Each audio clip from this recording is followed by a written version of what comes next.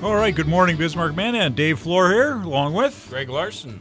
And Jim Walsh is always on the board. And we have a guest in the studio guest today, super guest from Cornerstone Bank, Mr. Randy Gust. Hi, Randy. Hey. And you know what? It's Randy's birthday today. It is. Randy's birthday. What are you, 29? 22? That's what Facebook says it is anyway. Wow. I don't know if he could have lied. He could have lied to Facebook. On this day, a number of years ago, Mrs. Gus brought forth a bouncing baby boy. Yeah. Yeah.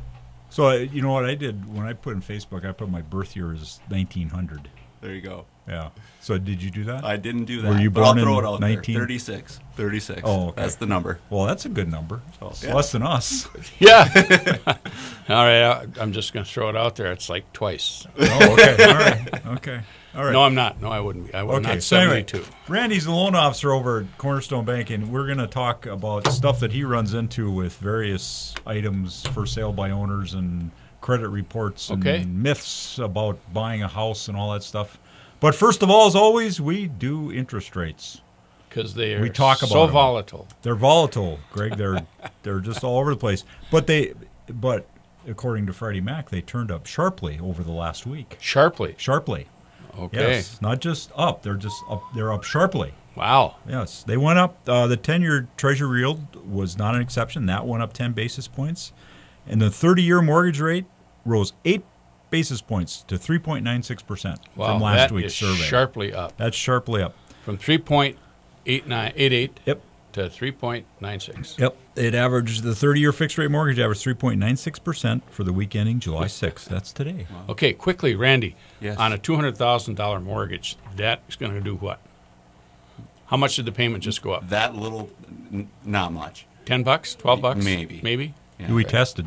You passed the test. I could run it quick, but it isn't No, gonna you don't need going to. to be much when you're talking Mental a math, we few hundred. trust you. Yeah. Okay. Hey, all they right. still start with the 3, so that's a Yeah. good thing.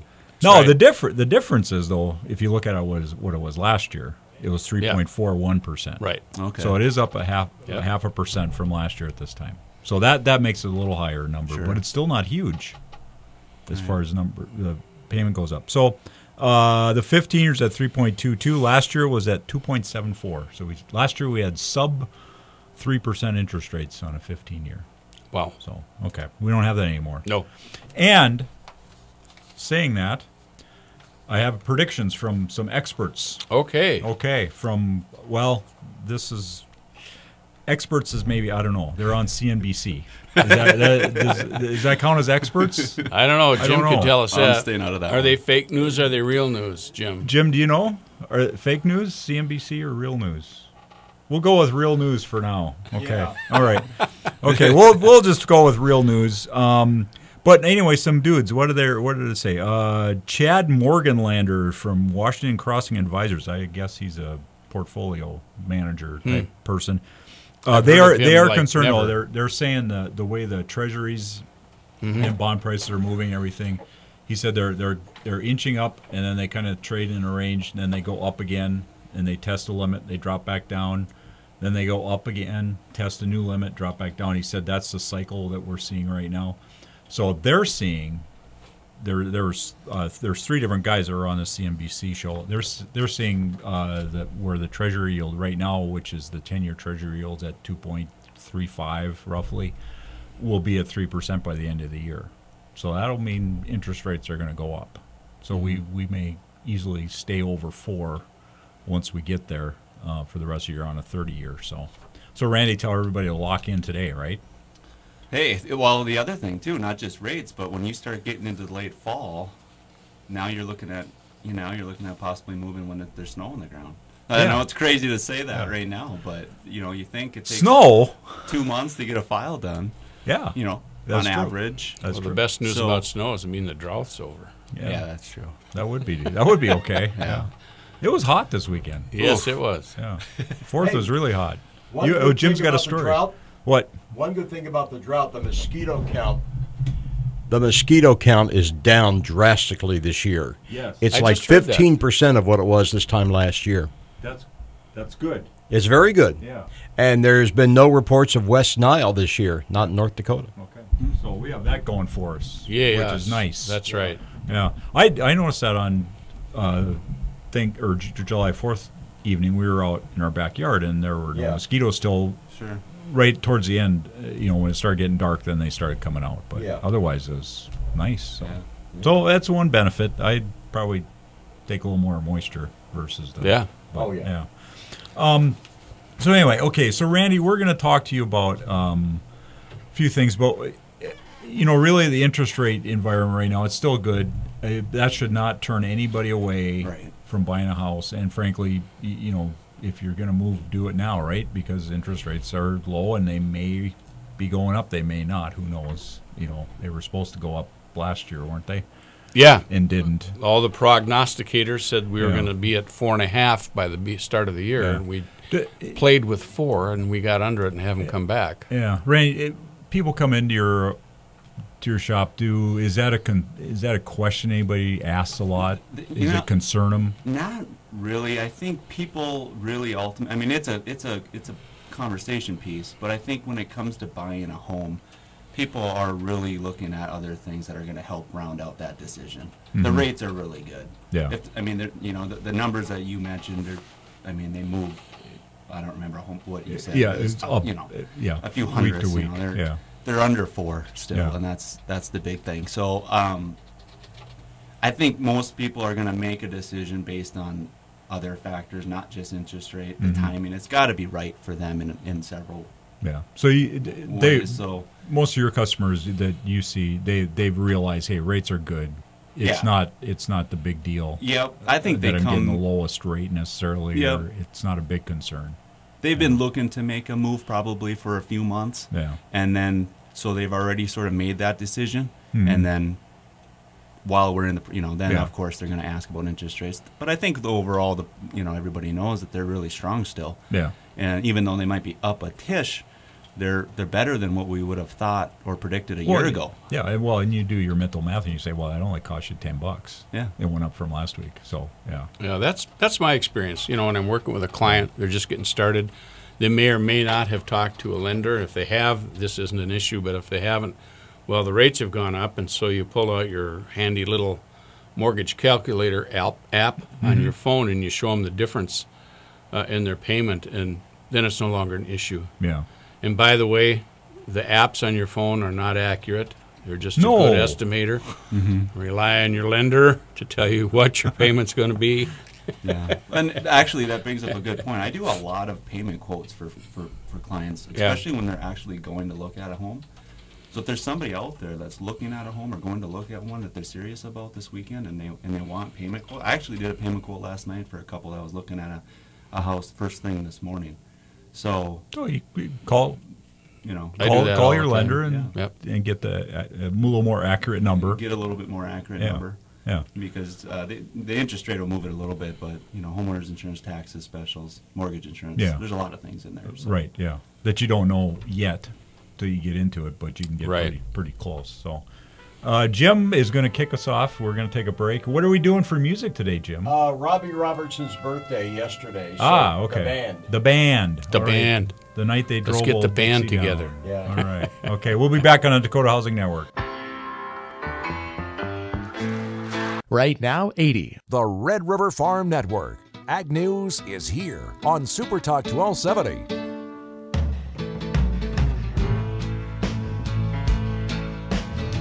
I pulled into Nazareth, was feeling about half past dead. All right. Back with the band on the Dakota Housing Network. The Wait.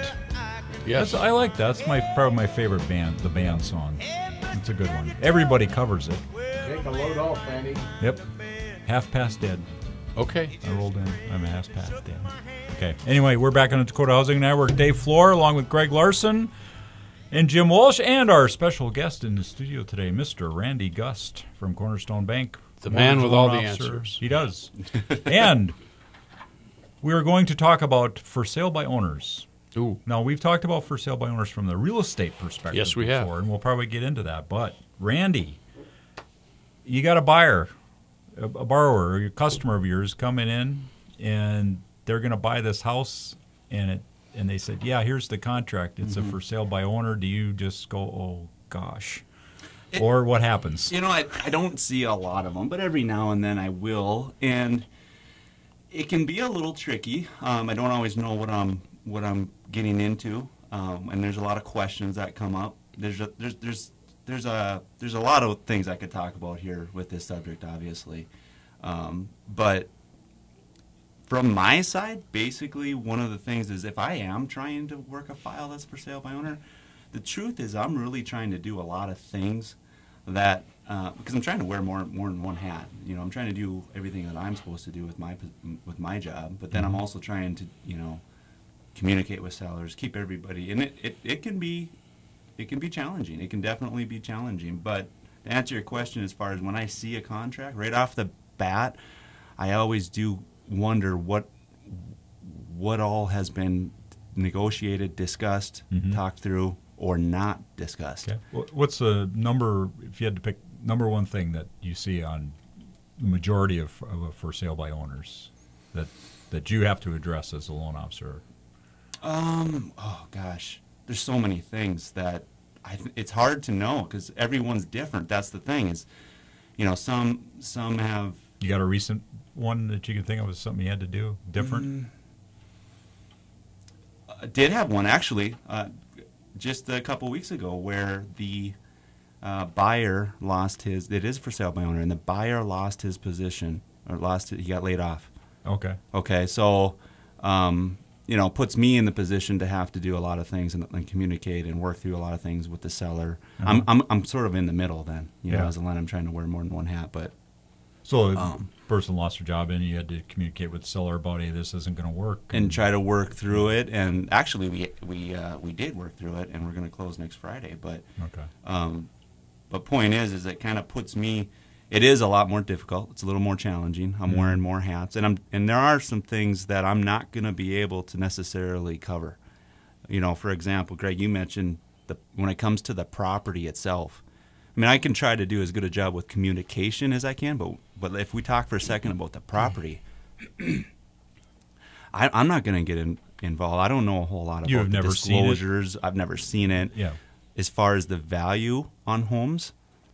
You know, the agents, the realtors are the ones that are going to specialize in that. You know, I'll be able to, I'm not, so. You could make a guess on whether this is reasonable or not, but you don't know. I don't even know I would do that because I truly don't know. But you're not going to because that's not, you can't.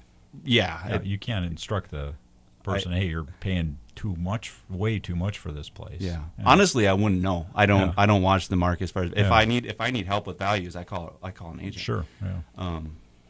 I don't, you know, the market. So is it more of if you get a for sale by owner deal, it's going to possibly slow the process down? You know, the seller and the buyer might be thinking, hey, we can get this done in 30 days because we don't have a realtor involved. It's, you know, we don't have to do all this stuff, and it might slow the process down. I think how I'd answer that is I think the process in the beginning is going to kick off and it might feel right for everybody.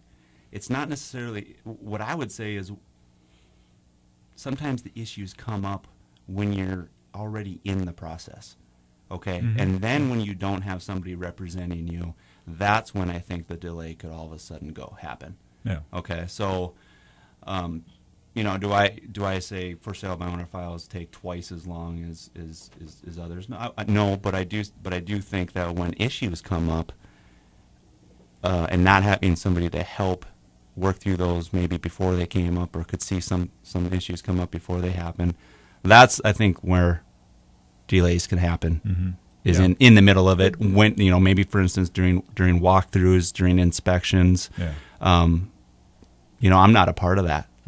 I'm never there for a property walkthrough or an inspection, you know. So, I mean, you certainly could have one that goes perfectly smooth and there's no problems. You could. But then there isn't that third-party intermediary, so to speak. Exactly. And there is a problem. Right. Where the you know, especially when there's, you know, you have a realtor with the seller and then the buyer has their own realtor. You've got two people that they're experienced and they know what if they're there's doing. Really something there that has to be worked through, that's when it can, you know, when there's walkthroughs. I had one a couple weeks ago where there was a walkthrough, and there was a major issue with some flooring, and there can be issues like that, and that's where an agent has the experience to help work through some of that, and I don't. Yeah. You know, I'm going to be trying my best, but I'm not going to do as good of a job as an agent. Yeah. I love to hear that, by the way. Yeah. So, Greg, what do you see on a for sale by owner if you're working with a buyer, for instance? But the seller is selling it on their own. First of all, I am legally answerable and responsible for the buyer, not the seller. Right. If I'm representing the buyer, and so even though I'm telling the seller some things, I have to be very diligent in saying, now remember, I don't legally represent you. I'm not going to mislead you, but I don't represent you. You have no representation. Right. You have the responsibility of maintaining. And I always try to give them just a quick education, because a lot of people think, and these are Latin terms, but they mean something. Everything used to be caveat emptor, let the buyer beware. It's not anymore. It's caveat venti, let the seller beware. Ah, there you go. Because all the responsibility is on the seller. And that's the way the laws are written in real estate. Can you say that again? Because that sounded really good. Which one? Both of them. Caveat emptor, Yeah. caveat venti. Vente. Yeah. Anybody That who's sounds thinking good. about going into real estate, it is on the test. So you know. There you go. Oh, no, I did not know that, and I learned something Right, today. you have to Cool. know those All and right. know the definitions. Okay. So a lot of sellers still have that, let the buyer beware. If they want to know, they need to find out. And our contract spells out exactly what is deemed reliable but not accurate. And if the buyer needs to know, they need to find out. Everything else is a form of disclosure. Now, in North Dakota, we are legally a non-disclosure state, which means you don't have to disclose anything other than a material defect. And that's where sellers get in real trouble. And I know this sounds really complicated, but if you know your roof leaks, that's a material defect. You got to tell somebody. Yeah. And just because you went up there and stuck some caulk under a shingle and you think you got the roof fixed, doesn't mean that you're off the hook. You've got to disclose that the roof leaked and I fixed it, and here's how. Yeah. If you don't, you're responsible for that. I was just involved in an issue where a friend of mine sold his house by himself and then got in trouble and came back and asked me to fix it. And I said, no, you got to fix it. And he wound up, he had just that. He had a roof leak around some flashing. And he caulked it, and it would have worked, but the inspector found it, and it did leak again, and he wound up giving the guy a whole new set of shingles Yeah. because he did not disclose it. So those are things we get in trouble. There's a classic case that happened years ago here where house was sold for sale by owner. Person bought it. They had a realtor. They had an inspection, and all of a sudden, like 5 months after they had the inspection, they noticed that they had a soft floor, and they went and had it looked at, and they had carpenter ants that were destroying some structure, and so it was a mess, and someone wound up paying to fix that. Yeah. And it turns out it was the seller's insurance company that paid to fix it. But so there's some of those things, but those are the horror stories, you know. More working for sale by owner issues is like what Randy said. Things in the middle of the sale that they didn't know about come up, and they're an issue. You know? And the only thing I can tell you about a realtor is we're like a lawyer. We are supposed to be able to take the emotion out of the negotiation. So, but you could have a case like where, you know, radical would be somebody who lost their job and the deal's not going to fall through or not going to work. Right. But just you know, you come up with something income-wise, hey, this is going to, you know, we have to change something. You know, appraisal comes back low, for instance. And if that would happen, that would certainly change the deal from both perspective. But there's nobody there then to help try to bring all parties together and make it work out, because you can't do that. No. And you can't tell no. You can't tell them for sale by owner, no, you can't have another appraisal.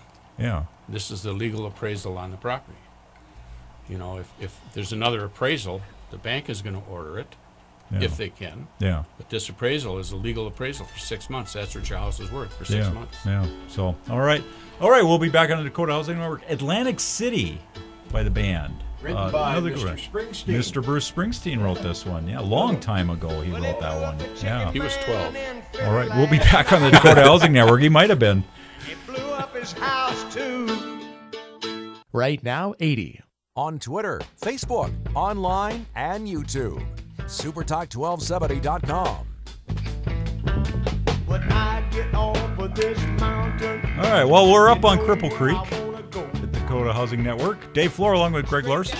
Jim Walsh playing our music this morning, doing all the other fun board stuff, chairman of the board over there. And our special guest in studio today, Randy Gust, loan officer from Cornerstone Bank. And we've been talking about, well, for sale by owners and issues that they can come up with and how that affects Randy's business. You know, he sometimes there's nothing you can do if there's problems that come up. It's between the buyer and the seller, and that's the way it is. Right. And you can't help them out, so they got to figure it out. They do. Before we get off of that, okay. There are lots of sites on the internet, how to sell your home. And you can go to these things, and I can't think of one off the top of my head. And they will give you how not to use a realtor, what to tell the bank. I just want, if you're going to do that stuff, and people have been selling homes themselves for centuries. Yeah. So it's not taboo. It's not evil. Nationally, the number of people doing it is going down. It used to be as high as 16%. It's now just about 10.5% are doing it. Mm-hmm. But, it's an avenue people can choose to do. So if you're thinking of that, be very, very careful about where you get a contract that you're going to write, where you get a disclosure statement that almost all of these sites, and I've read them because I want to know what they're saying, and all of them say get a disclosure, use a disclosure statement, and that's for your own protection. Be very careful of the disclosure statements you get. But just understand that they're speaking generally, not specifics, and some of the stuff some of them say can get you in trouble. Mm-hmm. But generally, it's a pretty good guide to what to do. Well, let's talk about from the other perspective, a buyer. Mm-hmm. If you are looking at a for sale by owner house, you should go out and educate yourself on what you should be asking for. True. Don't be intimidated as far as, ask. That's right. Do you have a disclosure statement? And they say, no, I don't. Well, I want you to fill one out. Here's one. Get your own. Here, fill it out for me. Yeah, and again, this is a non-disclosure state. They aren't required to. And most of these sites, because there's only about 3 non-disclosure states left, so most of these sites will say they have to have a disclosure statement. Well, they don't in North Dakota. Yeah, and somebody may know that, but the buyer should be. They're able to ask for it too. Right. But I think a lot of times, from my side, a lot of times when I get for sale by owner contracts, there isn't a property inspection with it. There isn't. There hasn't been a conversation about the property or insurance or any claims or any of that. Yeah. So it's sort of like the folks are crossing their fingers and we're hoping that it's going to work out. Yeah. Well, and don't be intimidated about not getting a home inspection, for instance. If that's what you want to do as the buyer, say, well, this is going to be contingent on a home inspection to my satisfaction. Mm-hmm. Don't let that seller intimidate you into not getting one, or how the contractor's written. There's nuances, that it's subject to financing. Sure. Because if you're putting down $1,000 for earnest money, you don't want to lose that. And you could if you don't have that contract written properly. Yeah, and there's information out there, folks. Take advantage of it. Yeah, absolutely. There's not a lack of info out there. Right. There's a thing called Google. Yeah. Yeah. But I still think on the www. Yeah, exactly. I still get puzzled though, because a lot of the for sale by owner contracts that I see are really, really skinny. I mean, almost like I've even seen some that are like a half a page. Sure. So you're really wondering, has there been some conversations about XYZ and contingencies and dates and basically all it says is I'm gonna buy the house and I'm gonna sell it to you, and they both sign. Yeah, right. And as a lender, you've got to be careful what you tell them. Certainly don't want to give them bad advice, but you want to make sure that you're not stepping outside your scope of expertise. Right. Because then your errors and omissions insurance won't protect you. Mm-hmm. And So you can get in trouble that way. So you can't tell them everything. And I'm not saying you do, but as a lender, you can't tell them everything you think they should know, because you can't act as a realtor. Right. And you can't act as a contractor. And Right. You can only act as a lender. That's a good point. Very good point. So, unfortunately, like you said, Greg, people have been selling the homes on their own forever. Yeah. And there's nothing wrong with it, but Well, I think so. Yeah. No, I'm kidding. No, Yeah. there isn't. But it can work. But it's that one time, and if you're that buyer or the seller, that one time that there's a major problem, Yep. it can really hurt you and cost you a lot of money. Right. And really, I think the one question is what you have to ask yourself is what would happen, what is your time frame, and what would happen if that didn't work out, right? So how sensitive is it that you close on a specific day and everything goes smooth to get you to that day? Yeah. And if you're trying to do it by yourself, then it does open up a greater chance that you run into some complications that could Yeah, delay that whole process. You're having a house built or you're moving, and you want out by that date. And Right. you think you've given yourself Right. plenty of time. Because believe me, people don't come to me and say, just close it whenever you want to close it. Whenever you're ready, we're ready. They don't say that.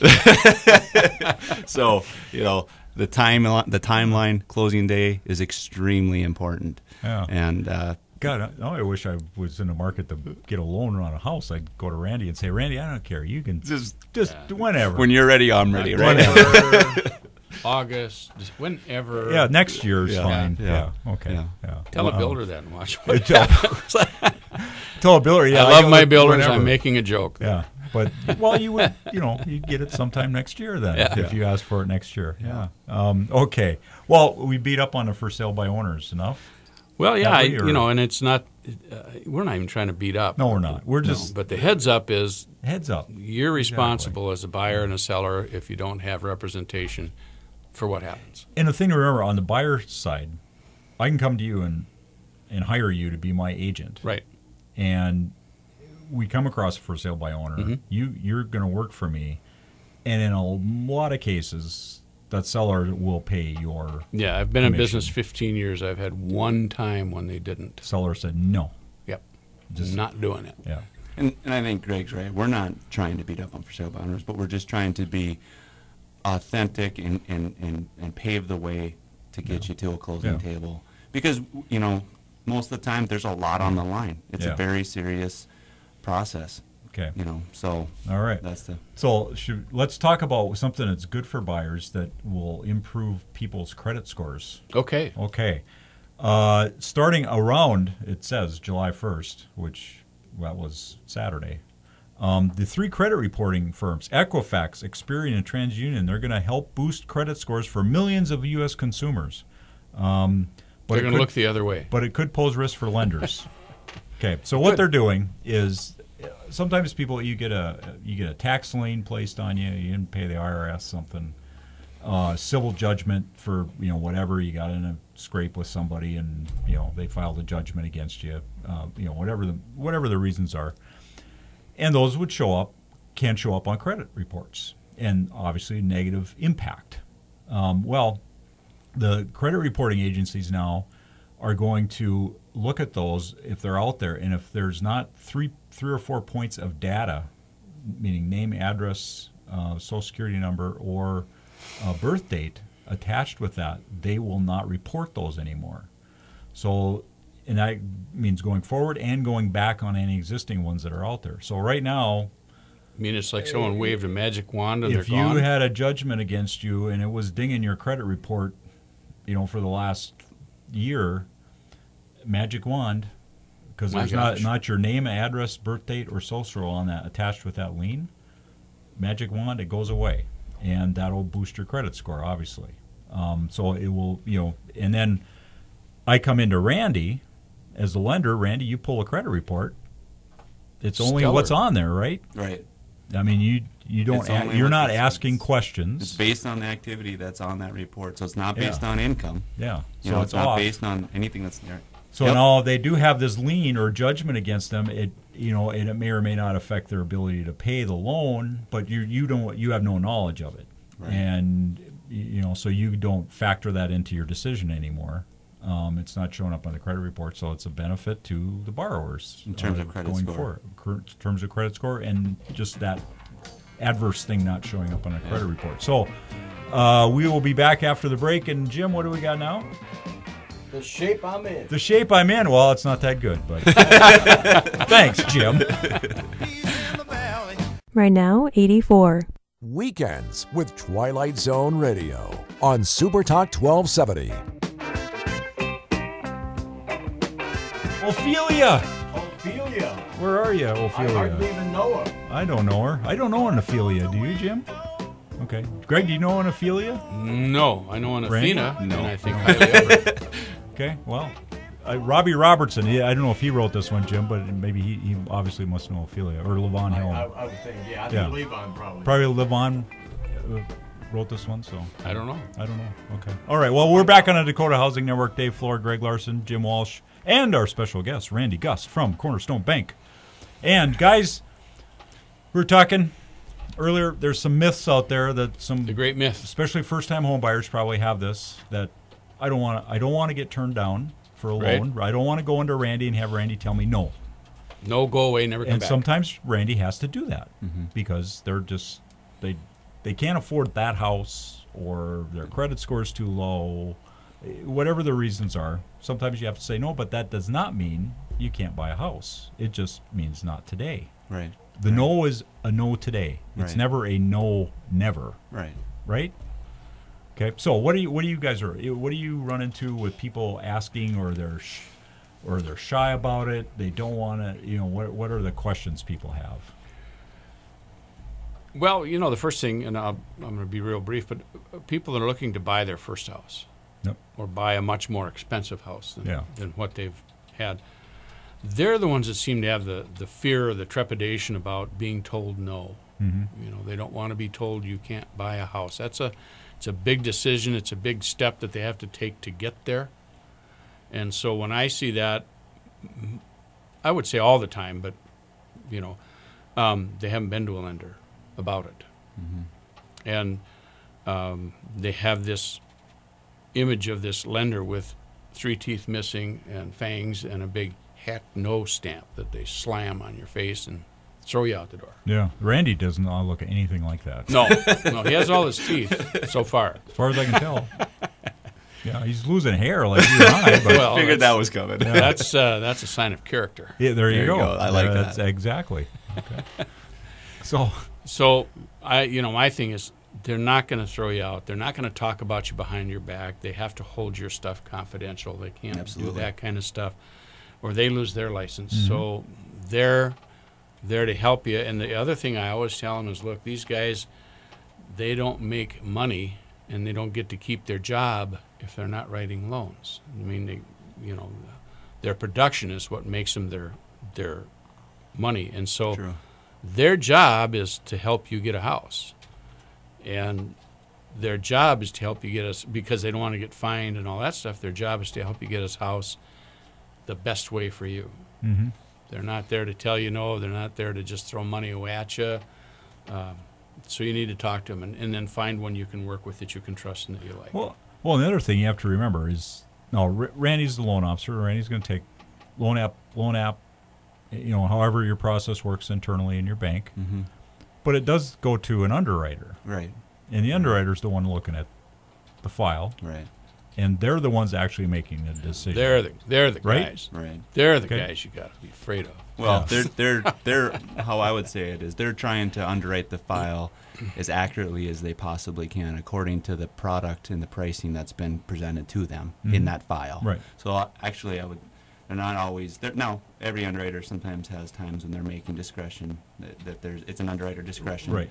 decision, but not always. Some of that stuff is already, Fannie Freddie guidelines. It's locked down. They are trying to underwrite that file as best that they can for the bank that they work for. Yeah, if your credit score is too low, your ratios are too high, there's not an option involved. Right. But that's why we have to get past, I think, don't be scared to go and talk to a lender like Randy, the loan officer, because, like you said, you're there, you want to make that loan. Absolutely. Now, because of other factors, you may not be able to do it today. Right. Yeah. And So what are common things? What do Well, you see where people run into a problem where they can't get that loan today? Well, first of all, I think that sometimes where it gets challenging for home buyers is when they get in, not necessarily in the very beginning. Actually, I'd say sometimes when it gets challenging is when they're in the middle of it and they're getting things thrown at them. That's when maybe some thoughts come through their mind about if the loan officer is working for them really hard or are they not, whatever. So that's where sometimes it can get a little abrasive, and you can sometimes question, are we really trying to close this, or are we trying to not close this? But I can assure you, like you said, we are trying to get to a closing table. That's true. That is no doubt about that. We're trying to get to the closing table, but it can be tricky. There are things, there's a process and guidelines and things we have to follow to get us there. So it's kind of like the question is, well, why are they asking me for all this information, right? Yep. Why do they need this and this and this? And it probably feels like they don't want to do this. It can be intrusive. It can be, for sure. And so, part of my job as a loan officer is to try to paint that picture and the process as best I can from the very, very beginning, and try to ask for as much of what I think we're going to need in the very, very beginning. But it's not to say, and I think this is where sometimes people can get a little bit confused, because they work hard right away. Most people work hard right away and they get us everything we need. They do a great job a lot of times. And then you come back after the file has been underwritten and there's a couple of other pieces that you need, and that's where it can be, well that's kind of confusing. I thought I did everything I was supposed to do.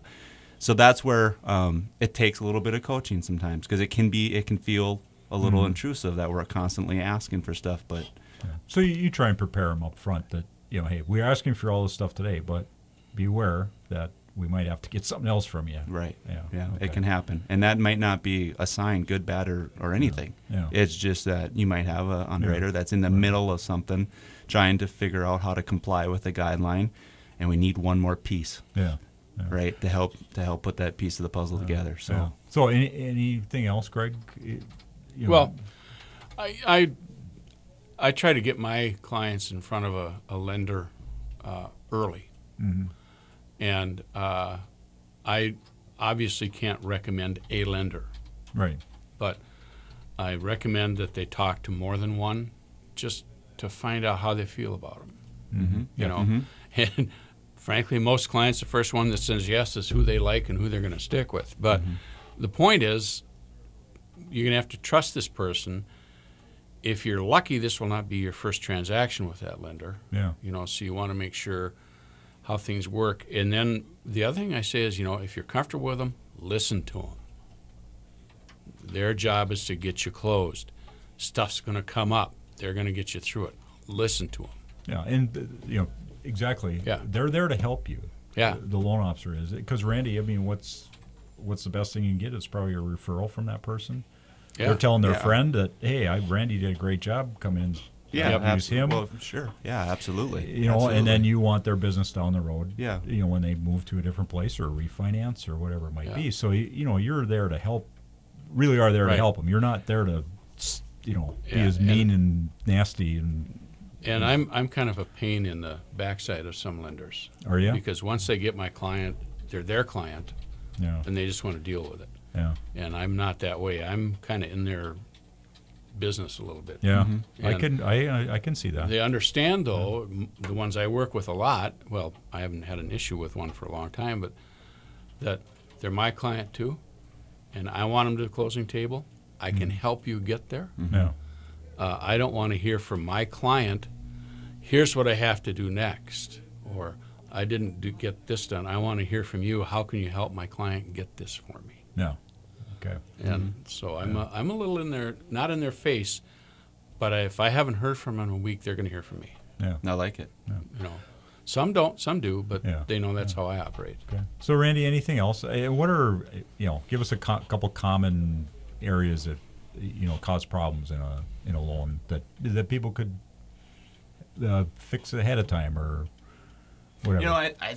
I think having everything starts with that initial file. Having that initial file be thorough and accurate sets the whole process up. So, we're a big believer in trying to get as much as we can to build that file up for success. That's my job, is to make sure that file is successful when it goes through the underwriting process.